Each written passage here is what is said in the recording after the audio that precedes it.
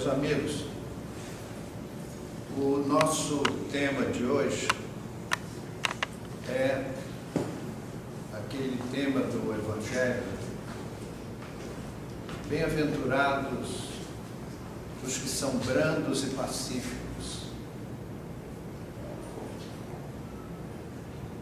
Primeiro ponto, bem-aventurados os que são brandos, dizia Jesus, como consta do capítulo 5 do Evangelho de Mateus: bem-aventurados os que são brandos, porque herdarão a terra.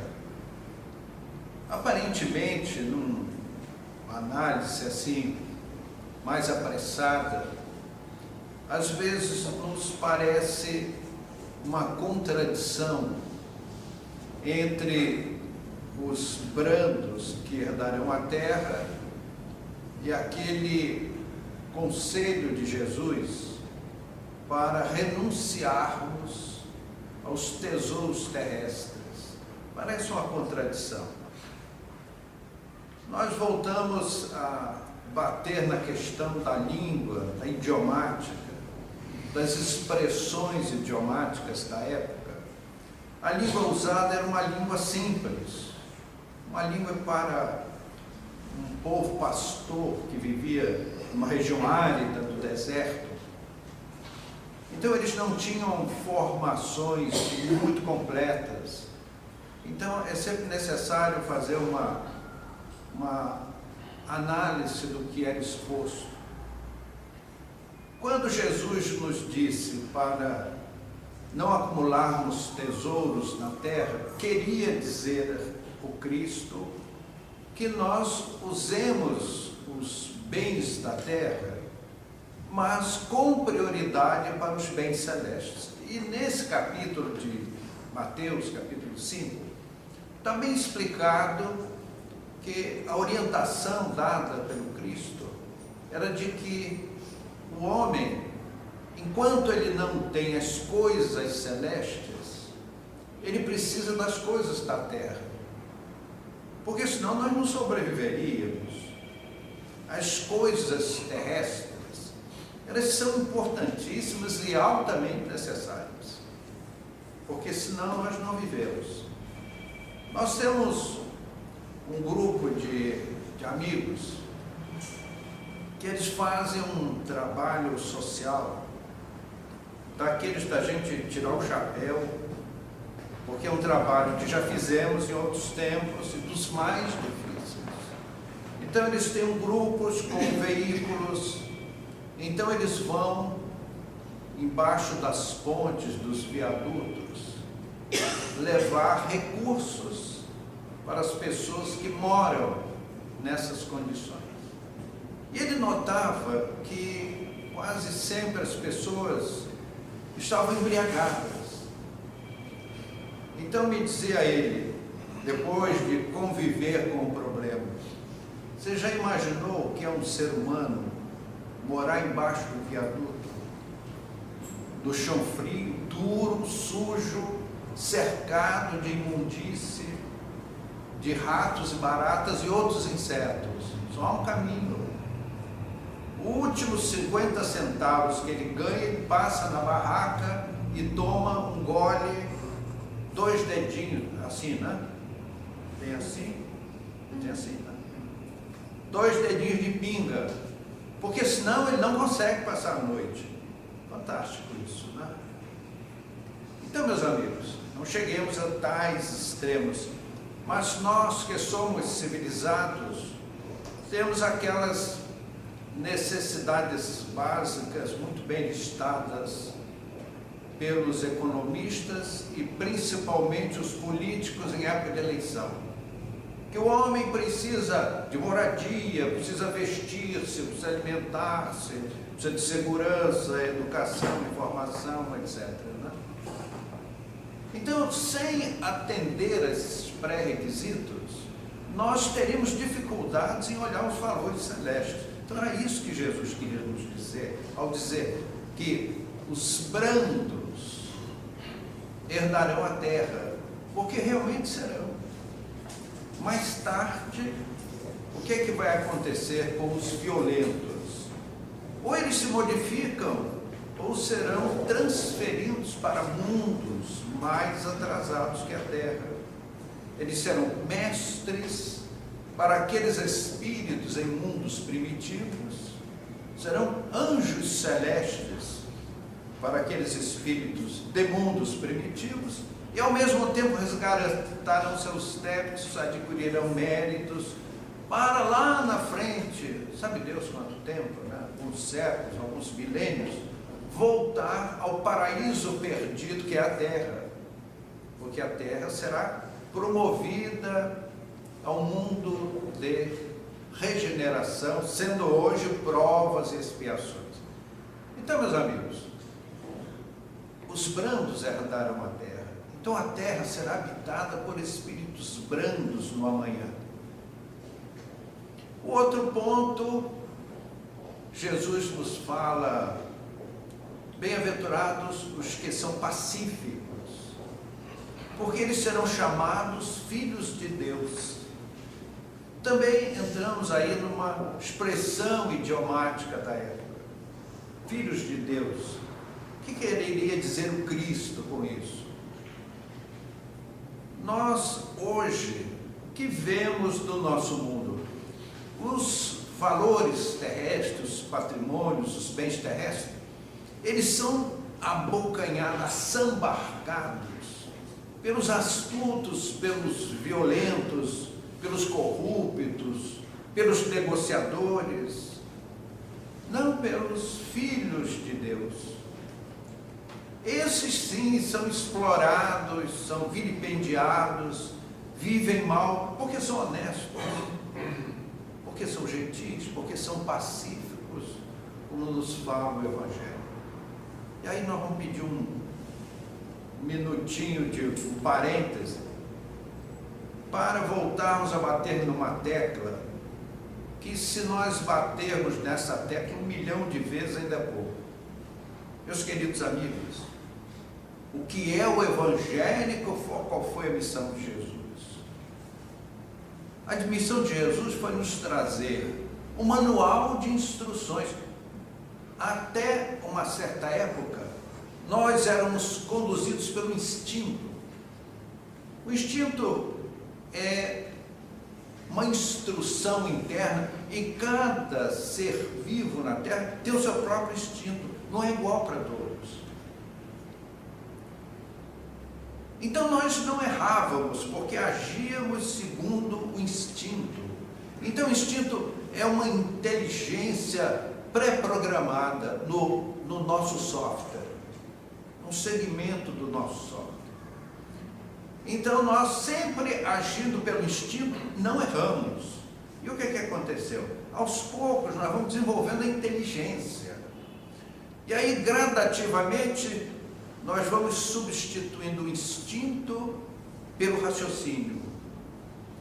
Mas nem que nós olhemos com aquele telescópio no Monte Palomar de 200 graus, que no Sol terrestre é o maior do mundo, nós conseguimos enxergar o fim do instinto. Nós ainda somos seres profundamente instintivos, mas vamos desenvolvendo a inteligência. O que acontece? Se nós não tivermos um manualzinho, uma instrução de boa conduta, nós procedemos errado. E à medida que a nossa inteligência vai desenvolvendo, nós podemos errar intencionalmente com mais agravantes. Por isso que Jesus veio à Terra estabelecer as regras para nós sabermos usar a nossa inteligência e errarmos menos. Foi só isso. Mas o mundo fez de Jesus um ídolo. Então nós podemos fazer, nós espíritas, fazemos de Jesus um mestre, um orientador, um mentor, um condutor sábio, amoroso, que nos conduz. Mas há aqueles que fizeram de Jesus um ídolo. Então, desvirtuaram, criaram organizações humaníssimas, substituindo o manual de instruções chamado Evangelho. E é o que nós estudamos aqui. Nós estamos fazendo uma sequência de estudos. Então, como nos dizia o Senhor, a terra será herdada, será habitada pelos filhos de Deus, que são os pacíficos. Porque esses espíritos que são agressivos, que assambarcam os patrimônios terrestres, que chamam a si todos os valores em prejuízo das pessoas honestas, leais, aqueles que trabalham pelo bem coletivo, que muito se preocupam com o bem do próximo, às vezes esquecendo de si próprio. Esses são os prejudicados. Mas eles herdarão a terra. Por que razão? Porque esses espíritos perturbadores, que assambarcam os patrimônios públicos, são enredados para mundos primitivos. E aí, a terra, enfim, terá paz, terá alegria, terá felicidade, como um mundo mais avançado. Vejam bem, amigos, é por isso que nós estudamos o Evangelho, não para tecer louvaminhas, aplausos à pessoa do Cristo, mas para aprendermos e vivermos o Evangelho. Eu duvido muito que alguém vá exercitar uma disciplina sem a estudar. Então é esse o discurso que a doutrina espírita nos traz, que aliás é um dos frontispícios da mensagem de Allan Kardec. Dizia ele: espíritas, primeiro, amai-vos, segundo, instruí-vos. Porque se nós não nos instruirmos na letra do Evangelho, não viveremos o Evangelho. Eu não posso viver o Evangelho que eu não estudei. Isso é muito, muito importante. É a razão pela qual os nossos diletíssimos orientadores espirituais nos induziram a estarmos aqui nessa noite. Seria bem mais agradável, como seres humanos, muito indisciplinados que ainda somos, neste momento estarmos sentados em frente ao mar, tomando aquela brisa da noite, em torno de um salgadinho, de um chope bem gelado. Mas estamos aqui, porque a isso fomos intuídos pelos nossos orientadores espirituais. Meus amigos, esses amicíssimos do nosso coração, que são realmente nossos amigos, que eles nos conhecem, e o verdadeiro amigo é aquele que é amigo apesar de nos conhecer. Então eles estão muito mais sorridentes e felizes com o nosso estado aqui do que se estivéssemos numa mesinha de bar na praia, tomando chopp, com aquele camarãozinho bem torradinho, que é uma coisa muito boa, não é isso? Então, meus amigos, o Evangelho precisa ser estudado para que nós possamos vivê-lo. E aí, se nós pegamos o Evangelho atentamente, meditamos nas suas lições, nós vemos que é o caminho de salvar o mundo. Porque se alguém se compenetra das lições do Evangelho, ele não põe mais bomba em supermercado, não joga avião contra prédios. Eu vou dizer aos amigos, e peço licença, é muito desconfortável falar de si próprio, mas aquelas ocorrências no 11 de setembro de 2001 em Nova York, no World Trade Center, eu vi aquelas imagens antes delas acontecerem. E tem aí minha esposa, com quem eu comentei na praia, 2 dias antes do fato. Eu vi os aviões cruzando uma grande cidade. Eu, como num efeito cinematográfico, eu fui me aprovando, havia um braço de mar e uma imensa cidade à minha frente. Então eu fui sendo levado até a orla marítima, e o dia estava amanhecendo, os primeiros movimentos, e quando a minha atenção foi chamada para um avião de 2 turbinas que passou, se eu estivesse mais alto, ele tinha me atropelado. E eu vi o avião chocar-se contra o primeiro prédio. Uma coisa terrível, um cenário medonho. E eu pude ver aquilo muito de perto. Meus amigos, 48 a 72 horas antes dos fatos acontecerem. Isto se chama mediunidade. Então, mediunidade é uma coisa linda, onde a gente pode se transportar, às vezes até no tempo, como foi esse fato. Eu fiz um e-mail para a revista O Clarim, narrando esses fatos, antes dos fatos acontecerem. E a revista não deu nem resposta. 2 dias depois, eu ligo a televisão para mostrar aquelas cenas dos aviões, exatamente como eu havia visto. Eu vi aquela poeira, fogo, prédio caindo, pessoas cobertas de pó, desesperadas pelas ruas, o povo correndo, apontando para o alto, para ver o segundo avião. Então, meus amigos, a mediunidade é esta misericórdia divina para os nossos espíritos. Então, se nós estudamos o Evangelho, nós nos melhoramos. Aqueles terroristas, se eles estudassem as lições de Jesus, não teriam feito aquilo, não teriam perdido, não se teria perdido 3.000 vidas preciosas. Então, bem-aventurados os brandos, bem-aventurados os pacíficos. Ainda no capítulo 5, há uma passagem em que Jesus chama a nossa atenção para a cólera. Então diz ele que aquele que disser a um irmão, és louco, será condenado às chamas infernais. E aí abre uma outra explicação.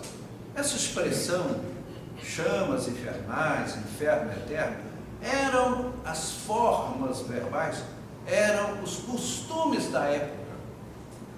O que quereríamos que Jesus falasse naquela época? Quem sabe em backup? Olha, pessoal, o backup está no disco. Essa linguagem para quem é do ramo. Tá? Falasse em deletar, né? Coisas desse tipo. É óbvio que Jesus tinha que usar as imagens verbais, as expressões idiomáticas da época, que chegaram aos nossos tempos. Alguém pega a Bíblia, não está escrito aqui inferno eterno, porque era assim que eles falavam na época. E Jesus usava a linguagem da época, ele não poderia ser de outra forma. Se ele usasse outras figuras, meus amigos, usando a linguagem da época, ele foi preso e crucificado, imagine se usasse outra linguagem.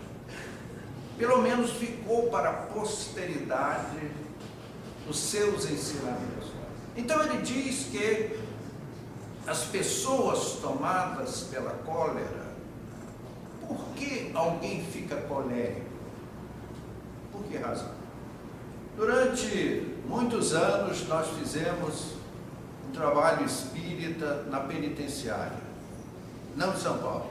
Fizemos também em São Paulo, mas numa outra região do Brasil, trabalhamos 15 anos na penitenciária. E uma certa feita nós estávamos conversando com um preso, e ele espontaneamente começou a comentar com uma senhora que estava no nosso grupo, dizendo por que ele estava ali. Eu estou aqui porque eu tirei a vida do meu vizinho. Começou a contar como foi a coisa. Na verdade, houve um acalorado bate-boca entre o vizinho e a esposa dele. E o vizinho foi muito ofensivo. Ele ficou possesso de raiva, ficou colérico, como é a nossa lição da noite. Então foi lá dentro, pegou uma peixeira, e naquela região usa-se muito, mata-se muito com peixeira, é uma coisa assim, é assim uma tradição, um folclore, né? Matar com peixeira, folclórico na região.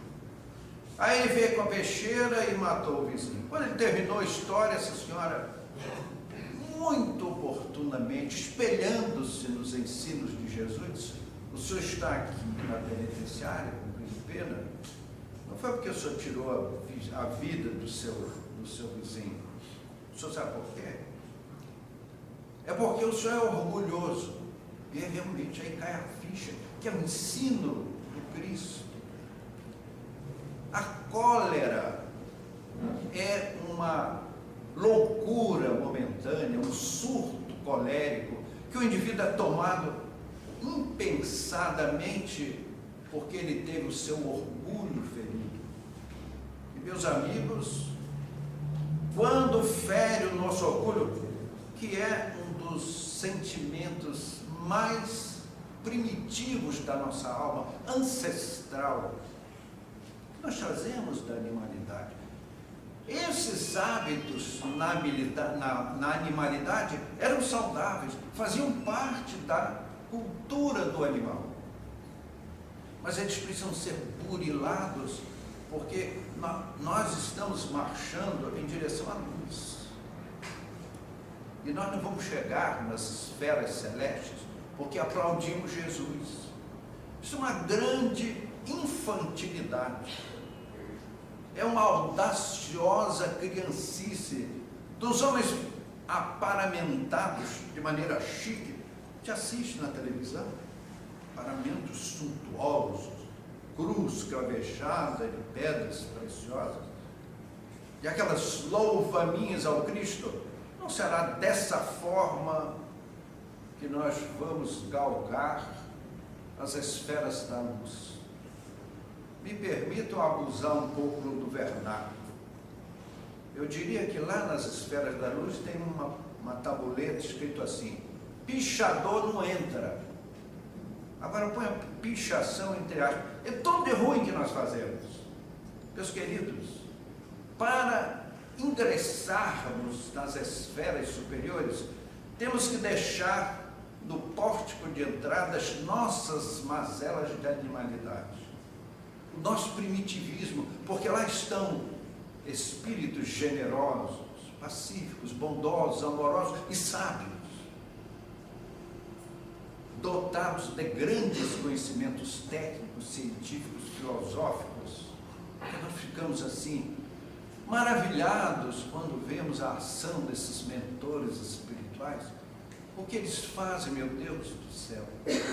E o fazem com tanta facilidade, como nós não conseguimos, porque ainda não conquistamos méritos para embarcarmos nesses conhecimentos celestes e adentrarmos as escolas da luz. Então, meus queridos, nos diz Jesus, necessário adentrarmos as lições do Evangelho. Se nós mandarmos adiante o nosso orgulho, não seremos mais coléricos. Então, Jesus era um mestre em psicologia e nós não sabíamos. Ele foi o mestre dos mestres. Era aquele espírito que tocava em alguém doente, e se alguém se levantava, pega a tua cama, leva-a contigo, e o doente levava a cama. Aqui mesmo, sob este teto, nós vimos, na palestra de encerramento do ano, quando o irmão Tobias fazia seus discursos, um espírito tão adiantado, ele foi um dos precursores do cristianismo primitivo, foi uma das inteligências que conduziu o cristianismo nos primeiros séculos, e quando ele discursava, as pessoas se curavam. Muitos enfermos ficavam em pé, pegavam as suas camas, e enquanto falávamos, porque temos duas cabeças, assim bem estranho isso, né?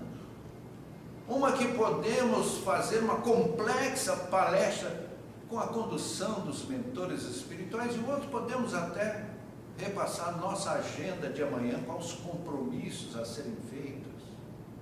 Por causa da ajuda espiritual, chama-se mediunidade.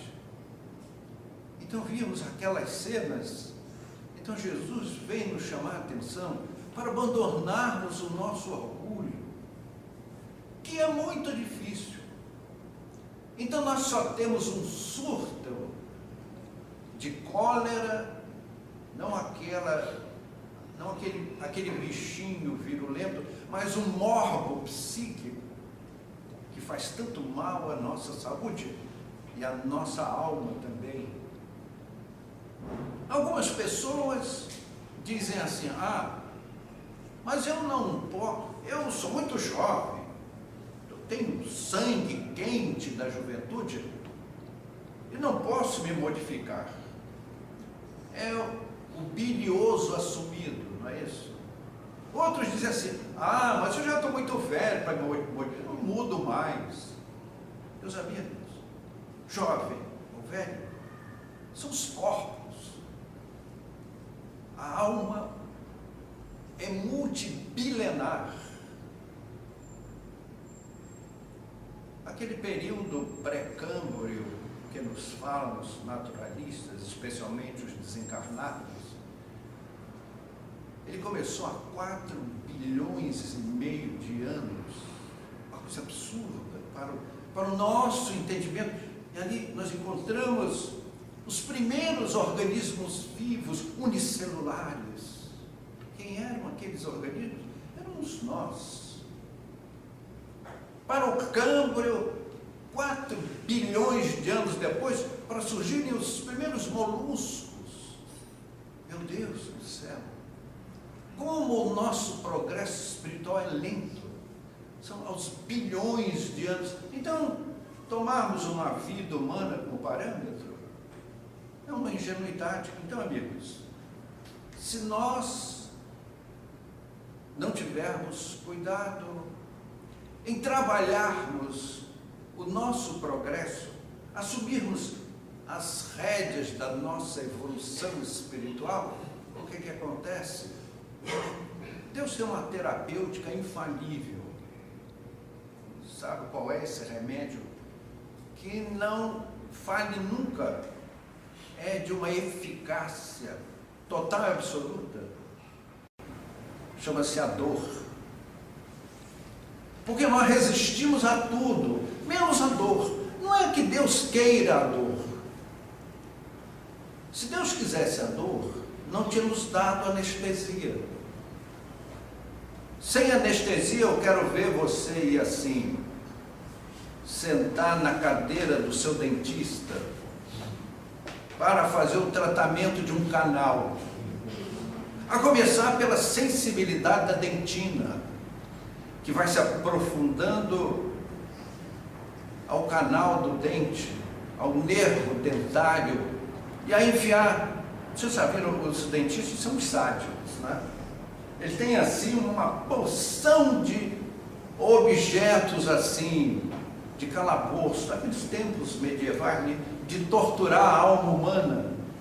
Então, depois de abrir a cárie dentária, ele vai e pega um ferrinho, vai lá dentro e tira o nervo.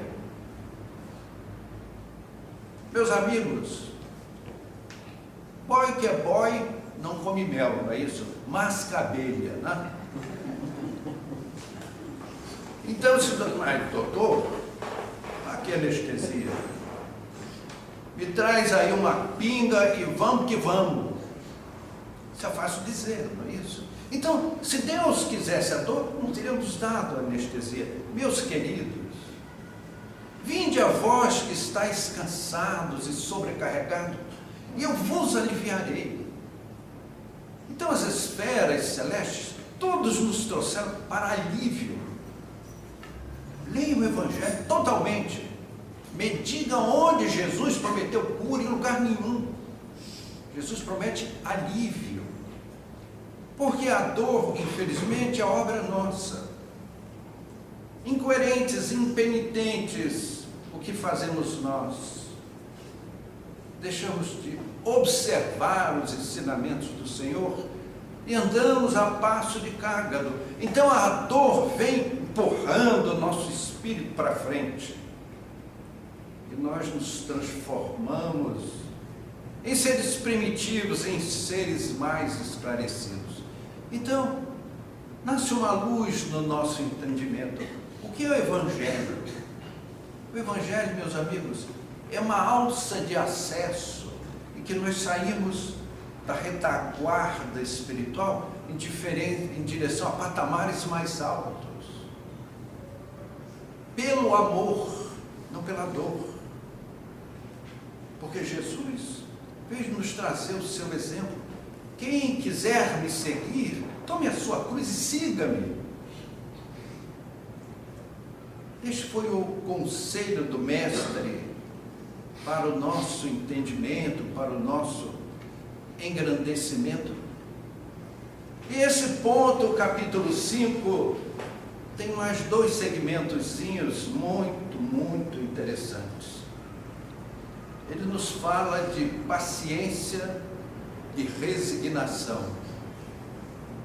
A mente, olhando no dicionário do seu Marco Aurélio sobre essas 2 expressões, nos parece a mesma coisa. E eu noto mesmo que as pessoas usam indiferentemente as 2 palavras, paciência e resignação, como sinônimos.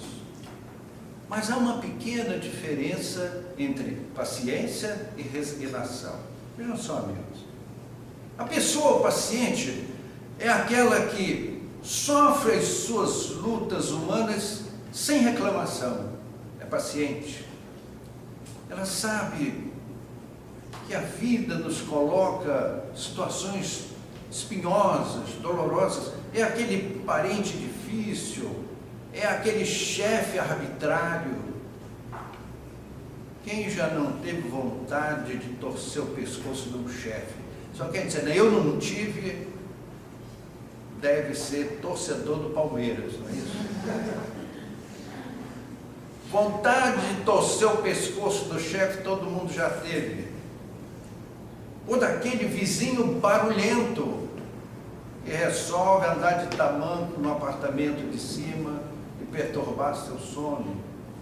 Botar o rádio, a televisão em último volume, e aquelas músicas horríveis, fosse a música do nosso gosto, fosse uma sonata ao luar, mas um sambão do Zeca Pagodinho às 3 da madrugada é dose, né? Então nós temos essas experiências e precisamos ter paciência. Porque, meu amigo, se você não tiver paciência, não vive nesse mundo, que é diferente da resignação. Resignação é também a paciência, incorpora a paciência, mas tem algo mais. A pessoa resignada é resignada porque ela é uma pessoa esclarecida.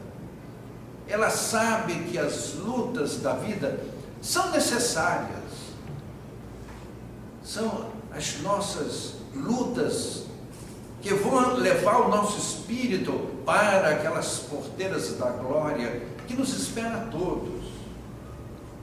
Meus amigos, nós olhamos esses espíritos engrandecidos assim, com água na boca, né?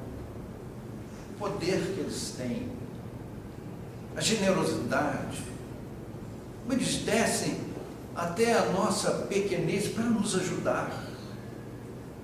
Meus queridos amigos, tudo que nós imaginarmos de Jesus como coisas grandiosas, Jesus está muito além. Nós não temos ainda uma inteligência capaz de pintar a imagem do Cristo. Jesus está muito à frente. Quando a Terra foi trabalhada, a massa cósmica para a formação do planeta terrestre foi trabalhada pelo próprio Cristo. Então imaginemos a idade espiritual do Senhor. Entretanto, Ele nos ama profundamente e vai nos entregar a vida cósmica. Todos os habitantes da Terra teremos, entre aspas, o selo, o green card da vida cósmica, assinado por Jesus, para a nossa felicidade suprema, sem exceções. Todos nós. Que felicidade, né, meus irmãos? Vencermos os mundos de provas, expiações, e nos transferirmos para mundos ditosos, mundos celestes, habitaremos essas instâncias. Mas esses desiderados podem estar lá no infinito, como podem vir mais para perto? Como? Estudando o Evangelho de Jesus, número 1. Número 2, vivenciando esses ensinamentos. E aí, meus amigos, nós vamos olhar as nossas lutas com bastante galhardia. Peço licença aos amigos para interpretar um pensamento no que diz respeito às nossas lutas. Como viver as nossas lutas? Escuta, alma querida. Se alguma provação te agita os caminhos da vida e a jornada te cansa, pensa na bênção da esperança e olha em torno de ti, no dia a dia, das entranhas do abismo aos reinos estelares, a natureza em todos os lugares.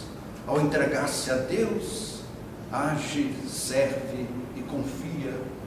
Equilibra-se o mundo polo a polo, sem qualquer atropelo, o verme, o solo, confiante de que o sol há de aquecê-lo. A tamareira no deserto permanece em trabalho, mas no dia esfogueante sabe ao certo que, obedecendo à vida e servida a contento, a noite lhe trará as bênçãos do orvalho por bendito alimento.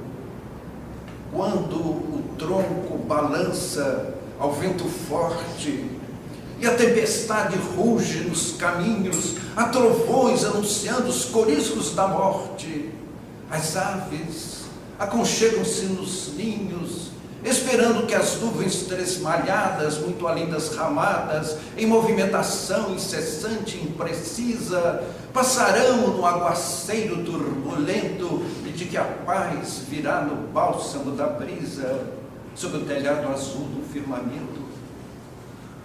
Pensa na história do minério bruto. Dizem que quando preso aos flagelos do forno, ei-lo aí metia imprecações em torno, a estremecer de horror, de pedaço em pedaço. Mas o céu lhe muda a forma em sublime processo, dele fazendo as altas vigas de aço, assegurando a vida do progresso. Assim também, alma querida e boa, quando a prova te doa, não desanime, segue, busca a frente, porque a paz do Senhor vela constantemente sobre toda a criação. Quanto mais pesada a luta em que te vejas, conserva o coração vestido de tarefas benfazejas. Entre os braços amigos da esperança, guarda sempre os deveres teus e meus. Quanto possas, trabalha, ajuda e avança, serve e confia em Deus.